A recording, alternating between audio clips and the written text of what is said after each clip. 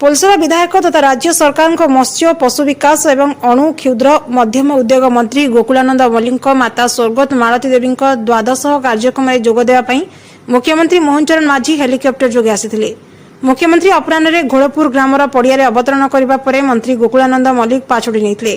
अन्यमानंक मध्य मंत्री विभूतिभूषण जेना, मंत्री सूर्यवंशी सूरज, मंत्री रवि नायक, विधायक सिद्धांत महापात्र, विधायिका उपासना महापात्र, विधायक प्रताप नायक, विधायक प्रद्युम्न कुमार नायक, विधायक रमेश चंद्र जेना, पूर्वतन मंत्री श्रीकांत साहू, पूर्वतन विधायक डाक्तर रमेश चंद्र च्याऊ पट्टनायक, पूर्वतन विधायक सीमांचल बेहेरा समेत बहु लोक प्रतिनिधि समेत प्राय 30,000 जनसाधारण जोगदे स्वर्गत मालती मल्लिक तैलचित्र में पुष्पार्पण कर आत्मार सद्गति कामना करथिले।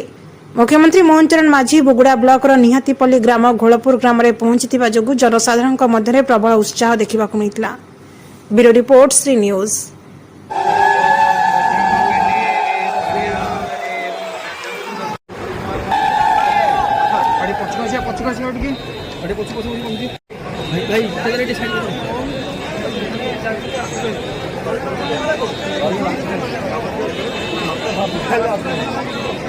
सर सर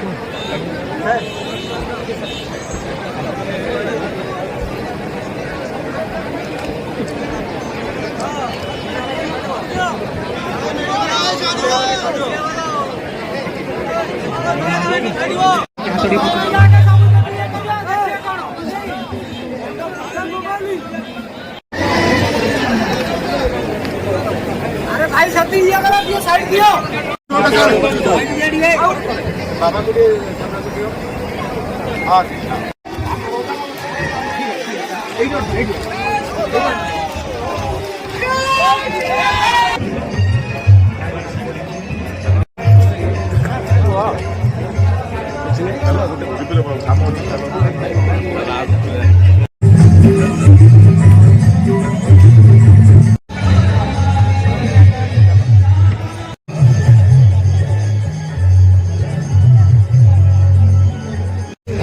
चिक्किरी गाड़ी